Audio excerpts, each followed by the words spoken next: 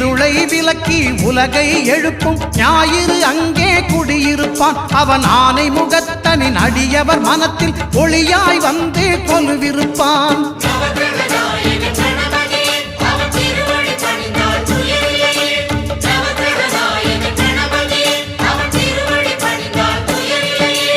ஒன்பது கோளும் ஒன்றாய் காண